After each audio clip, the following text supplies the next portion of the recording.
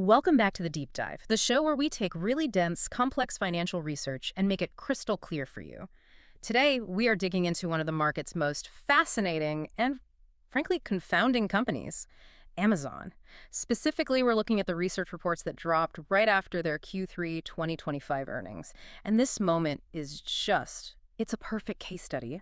You're looking at a tech giant that delivered an absolute blowout quarter. I mean, a huge earnings beat, great revenue, and the cloud business, AWS, is firing on all cylinders again. It was a clean sweep on paper. Exactly. And yet the stock barely moved. In fact, it dipped. It dipped, yeah. So that conflict, amazing results, meeting a really nervous market, that's what we're here to unpack. We're going to get into the earnings, the risks like regulation, that famous flywheel business model, and of course, run some valuation scenarios to figure out what AMZN is truly worth right now. Sounds good. So before we get into the weeds, let's just set the table. What were the headline numbers from Q3 that should have had Wall Street cheering? Well, the top line was very strong. Net sales came in at about $180.2 billion.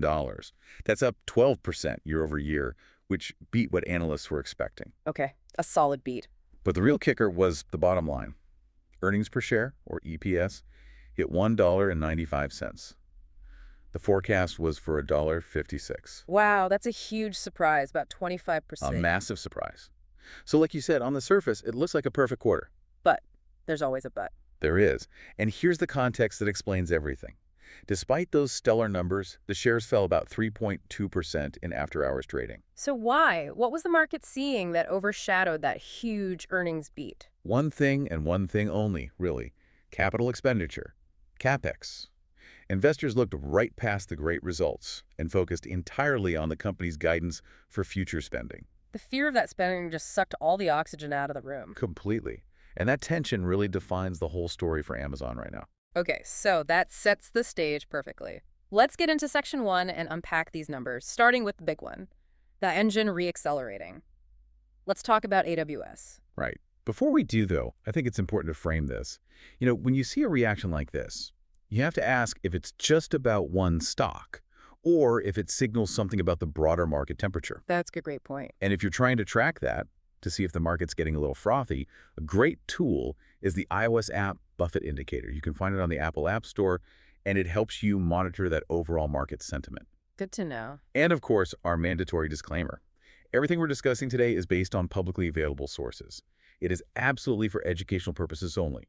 It is not investment advice. Please, you must do your own due diligence before making any decisions. All right, disclaimer done. Let's talk about Amazon Web Services. The report confirmed year-over-year growth of 20.2%. That number specifically feels like a really big deal. Why is that so important? Because it's a massive, confirmed inflection point.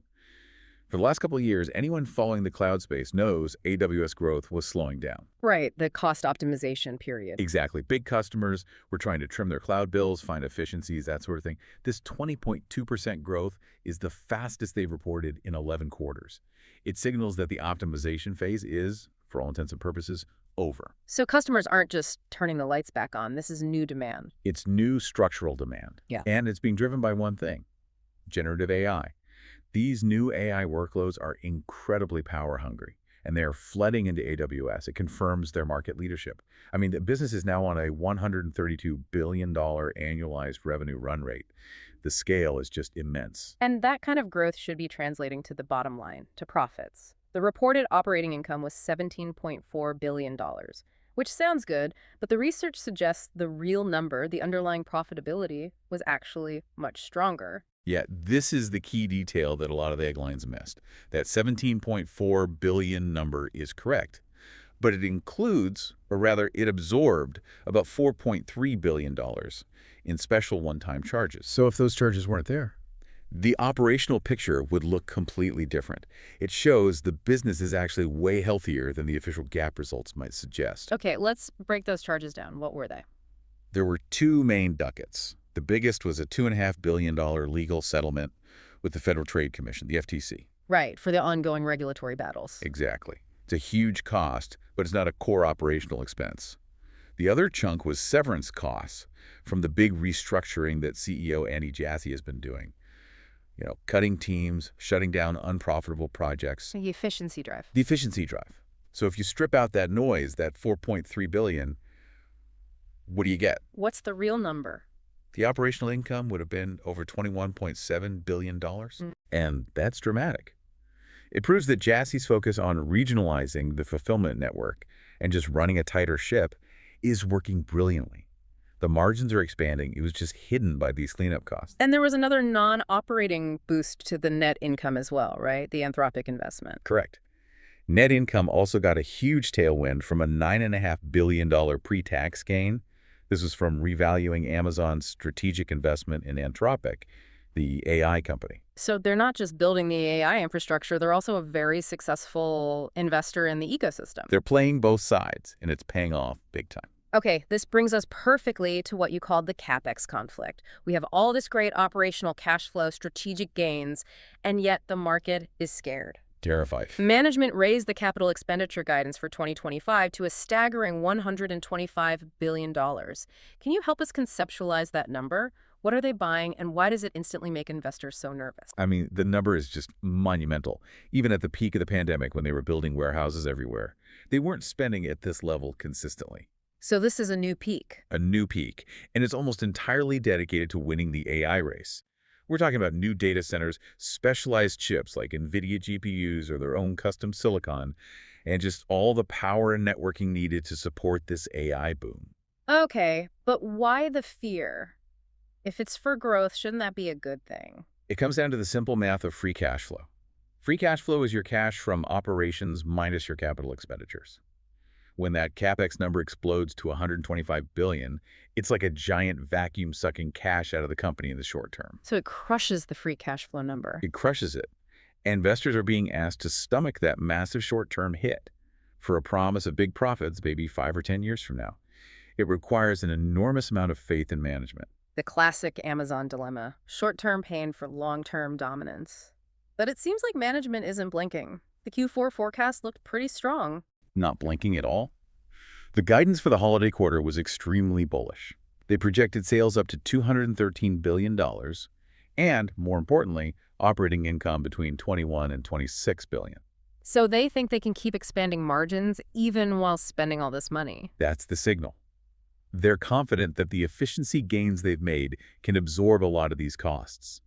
They believe they can walk and chew gum at the same time spend aggressively on AI while improving profitability. That confidence forces us to look at the underlying machine that generates all this cash in the first place. So let's move to section 2 and really analyze that Amazon flywheel. You have to understand the flywheel to understand Amazon. It's this self-reinforcing loop that all starts with the retail business, the online stores. That's the customer acquisition engine. It's the engine. It brings the scale, it brings the customers, it brings the transaction volume, and that volume is the fuel. Well, all that volume lets them build out their logistics network and lower the cost to ship each package. That creates a cost advantage.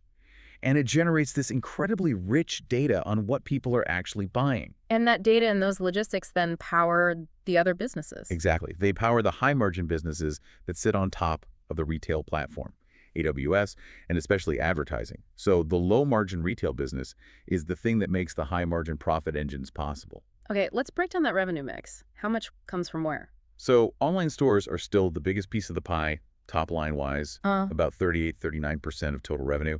But as we all know, they run on razor-thin margins. And the profit engines? AWS brings in about 17% of revenue, but a much, much bigger share of the profit. And then you have advertising, which is only about 9% of revenue, but is the fastest growing major segment because it's almost pure profit. And the third-party sellers? That's the secret sauce. Third-party seller services, that's the commissions and fulfillment fees, make up a massive 24–25% of revenue. This is where Amazon becomes a utility. It's selling access to its platform, and it's an incredibly profitable and scalable model. It's incredible that third-party sales are now structurally bigger than Amazon's own first-party retail sales. It is. It shows the shift. The modern Amazon is a services platform that uses its own retail arm as a very effective, very large, but low-margin customer acquisition tool. And the scale of that tool is just mind-boggling, which brings us to Prime. Yes. The loyalty that comes from Prime is the glue that holds it all together. We're talking about roughly 250 million Prime members worldwide. Yeah. And in the U.S., the penetration is insane, something like 180 million subscriptions. What does that captive audience enable? It creates enormous lock-in. Prime members don't just shop more, they spend a lot more per year. And that guaranteed volume is what allows for that crucial metric we see. Third-party sellers now account for over 60% of all units sold on the platform. 60%. And that number is so important. It means Amazon is de-risking its own inventory and just cashing in by selling its logistics network as a service. And it's not just shopping. You have Prime Video with nearly 300 million users, Prime Music with 75 million.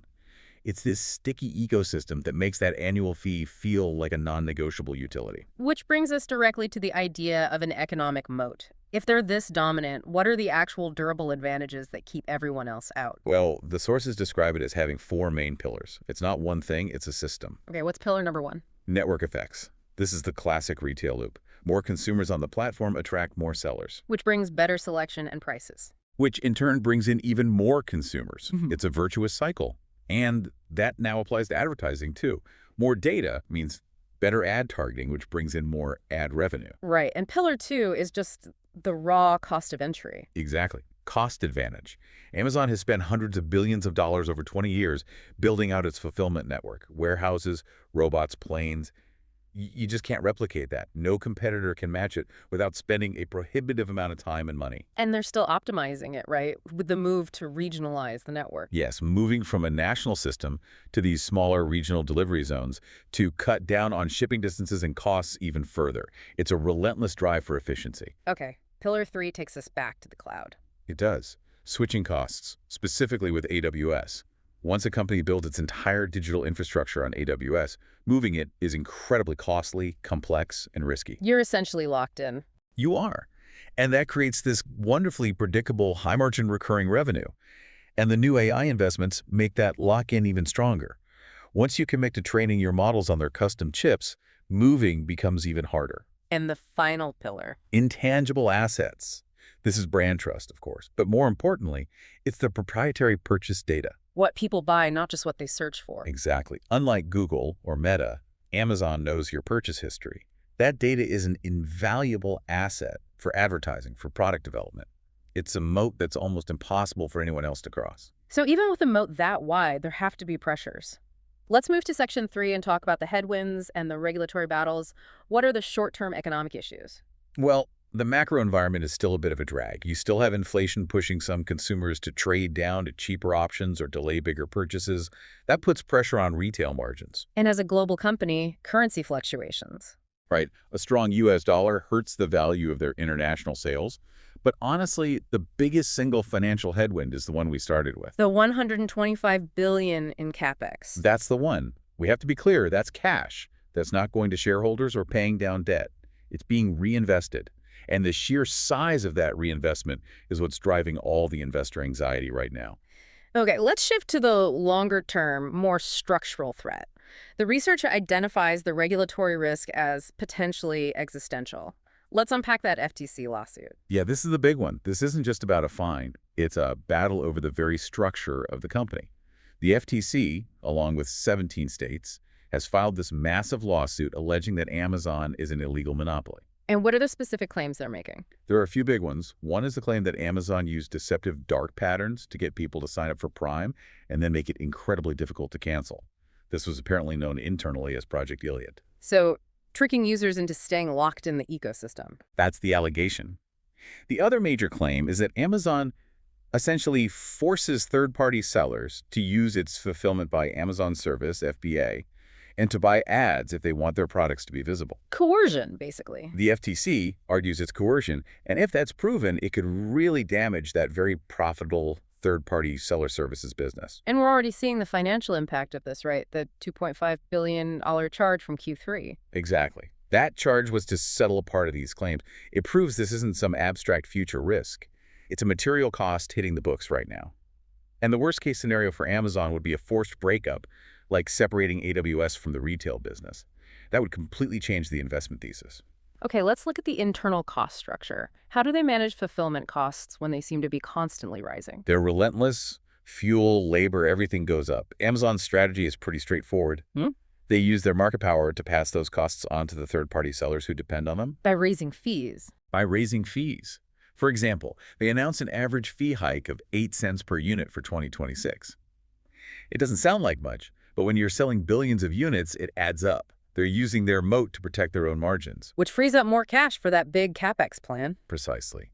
They're shoring up operational profits with pricing power so they can feel more comfortable deploying that $125 billion into AI. And of course, there's labor, the single biggest variable cost. It is. You're talking about a workforce that fluctuates around 1.5, 1.6 million people. So even a tiny increase in the average hourly wage translates into billions of dollars in new annual expenses. And the unionization efforts are still a long-term risk. A long-term risk, yes. If a large part of that workforce were to unionize, it could fundamentally change their cost structure and really eat into those retail margins. So it's a double whammy from inflation. It is. It hits them with higher fuel costs for delivery and higher wage demands from their workforce. The pressure is constant. All right, let's zoom out. We've looked at the quarter, we've looked at the risks. In Section 4, let's look at the long-term trend. What does the 10-year picture tell us? It tells a story of incredible transformation. The Amazon of 2016 is not the Amazon of 2025. How so? The margin expansion has been profound. If you look at gross margins, they've gone from around 35% in 2016 to over 50% in the trailing 12 months of 2025. 50% gross margin for a company with that much retail is unheard of. It is, and it's driven almost entirely by the mix shift. As higher margin businesses like AWS and advertising become a bigger piece of the pie, the overall company margin just gets richer and richer. The operating margin has basically doubled to around 11%. And let's revisit CapEx over that decade. It went from under $7 billion in 2016 to this projection of $125 billion. Just shows you their core philosophy. They are always willing to invest far, far ahead of demand. The spending focus just shifts. A few years ago, it was all logistics. Now it's all AI. That's how they build and defend the moat. And all that spending makes the free cash flow number really volatile. Very volatile. It went negative during the big logistics build-out in 2021 and 2022. But the number you really want to watch is operating cash flow, which is the cash the business generates before those big investments. That's still strong. Incredibly strong. Over $130 billion in the last 12 months. It shows the engine itself is perfectly healthy, even if management chooses to reinvest every penny it generates. Let's talk about that management. CEO Andy Jassy, his background is building AWS. Is he the right guy for this AI pivot? I mean, you couldn't pick a better person, really. He's a builder. He's deeply technical. He understands infrastructure, so his focus on high-margin services and this aggressive AI build-out makes perfect sense. He's also been ruthless about cutting unprofitable side projects, which was a necessary cleanup. And the alignment with shareholders, is it still there? It's exceptionally strong. Jeff Bezos still owns 9 or 10% of the company. His wealth is tied to the stock. And Jassy's pay is heavily weighted to stock units that vest over a decade. His incentives are tied directly to that long-term cash flow per share mantra from the original 1997 shareholder letter. But they're still very conservative on returning capital to shareholders. No big buybacks or dividends. No, that's strategic. They have a small $10 billion buyback program, but it's mostly just to offset dilution from employee stock compensation. They prioritize having a fortress balance sheet, so they have the flexibility to fund these massive investment cycles, like the one we're in now. And this split in philosophy is really reflected in what the big institutional investors were doing last quarter. Absolutely. The 13F filings show a clear split. You had growth-focused funds like Tiger Global and Point72 aggressively buying more shares. They're betting on the AWS reacceleration and the AI payoff. They're betting that the $125 billion is a great investment. But on the other side, you had someone like David Tepper's Appaloosa Management trimming their position. Signaling concern over the risk, the FCF compression, the regulatory threat. Exactly. And of course, Bezos himself continues his pre-planned sales for philanthropy and Blue Origin. So the smart money is clearly divided on how this big AI bet is going to play out. That division makes this the perfect time to stress test Amazon against some classic value investing principles. Let's move to Section 5 and run it through a Buffett-style quality checklist. Okay. So let's start with the strict valuation tests. PE, PB, how does it look? On those pure deep value metrics, Amazon fails. Pretty spectacularly, actually. The PE ratio is around 31, way above the traditional benchmark of 15. Price to book is over 6 when you'd want to see something closer to 1.5. Which is typical for a tech company where the assets are intangible. It is. The brand, the data, the network effects, that stuff doesn't live on the balance sheet. But, and this is a huge but, there's the growth exception where it passes. The PEG ratio. The PEG ratio. You take that high PE and you divide it by the expected earnings growth rate, With EPS growth projected around 33%, the PEG ratio is between 0.86 and 1.0. That's the definition of growth at a reasonable price, or GARP. So the high price is justified because the growth is so explosive? That's the argument. It qualifies as a GARP stock. Okay, so what about the quality and safety checks? Cash generation. That's a convincing pass. The free cash flow has recovered strongly, over $38 billion in 2024. And more importantly, their return on retained earnings is exceptional. For decades, they've proven they can reinvest cash back into the business and generate returns that are far higher than their cost of capital. That is the hallmark of a quality compounder. And the balance sheet, is it strong enough to handle this huge CapEx cycle? A clear pass there, too. It's a fortress. Debt is very low relative to their cash generation, and their interest coverage is over 25 times. There's absolutely zero financial distress risk here. Okay, but there is one quirky metric on the balance sheet. The current ratio. It's low, around 1, which would normally be a red flag. Why isn't it for Amazon? This is one of my favorite things about Amazon's model. It's a sign of extreme efficiency and power. It's because of their negative cash conversion cycle. Okay, break that down for us in simple terms. Sure, when you buy something on Amazon, they take your cash immediately the second you click buy. All right. But because of their power over their suppliers and third-party sellers, they don't have to pay them for 30, 45, sometimes even 60 days. So they're using other people's money as interest-free working capital. Billions and billions of dollars of it. It's a massive float. Because they have this system perfected, they don't need a big pile of cash sitting around for liquidity, which is what a high current ratio would show.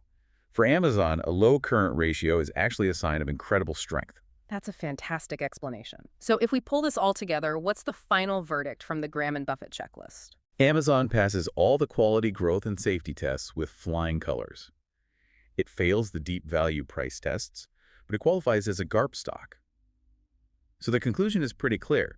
This isn't a fair company at a wonderful price. It is a wonderful company at a fair price. And the next obvious question is, what is that fair price? Exactly. Which brings us to our final and most important section, trying to determine the intrinsic value using a discounted cash flow model. This is where we try to put a number on all these competing narratives. Right. So let's quickly review the assumptions we're using. We have a weighted average cost of capital, our discount rate of 9.5%, a terminal growth rate of 3%. And critically, we're using a normalized free cash flow base of $45 billion. Right, and that $45 billion is our estimate of the company's true earnings power if they weren't reinvesting so heavily for growth.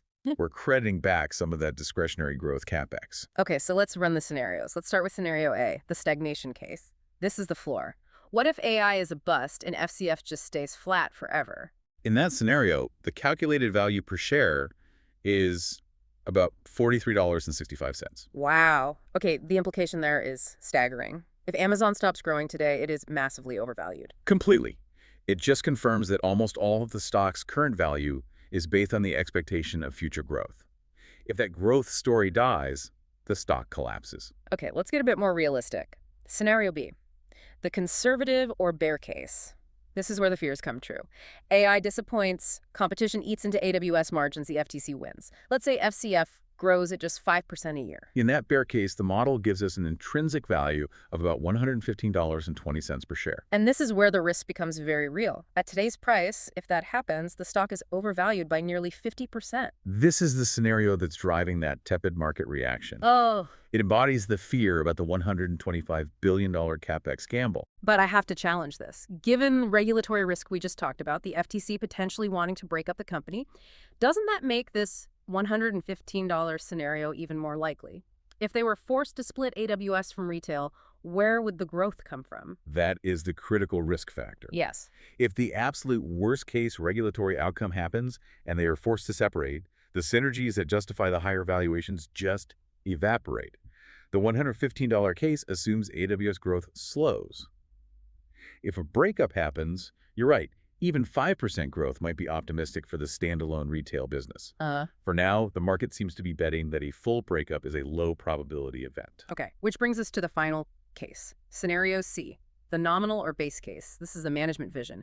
AWS growth stays strong, the AI investments pay off big. We'll assume FCF grows at 15% for 5 years, then slows to 10%. Running those numbers, the model produces a final intrinsic value of about $260.80 per share. And the implication there? The implication is that if you believe in that base case, which is supported by the Q3 results, then the stock is currently undervalued by about 13 or 14%. It suggests today's price is a reasonable entry point for a long-term investor who believes management can execute. So there's the range. A disaster scenario at 115 and a successful execution around 260. The market has priced the stock right in the middle of that range, reflecting both the quality of the business and the huge execution risk. That's a perfect summary of where things stand. Okay, let's synthesize this for you, the learner, as we wrap up this deep dive. The core conflict with Amazon right now is this monumental trade-off. They are knowingly sacrificing short-term free cash flow with that staggering $125 billion CapEx plan for what they believe will be a dominant long-term structural win in the AI cloud war. It's a classic Bezos-style bet. It is. The key takeaways from Q3 were that the underlying business is much healthier than the headlines suggested, because those one-time charges mask the real profitability, and that AWS reacceleration is very real. But the market only cared about the CapEx. Exactly. The market saw that growth engine turning into a short-term cash drain and chose caution over optimism. So here's the final provocative thought for you to chew on. Given our DCF analysis, which points to a value of around $260 if they succeed, is this CapEx surge just the necessary cost of doing business to achieve that value? Or is the sheer size of this bet a reckless gamble that could drive the stock closer to that conservative $115 valuation if the AI boom doesn't pay off as expected? That's the billion-dollar tension in Amazon stock today. A great way to frame it. And just a final reminder from my end, all of this analysis is for educational purposes only, based on public information. Yeah. Please do your own rigorous due diligence. Absolutely. And hey, if you find these market dynamics fascinating and want to keep an eye on the bigger picture, don't forget to check out that app we mentioned earlier, Buffett Indicator, over on the Apple App Store. It's a great tool for tracking market sentiment.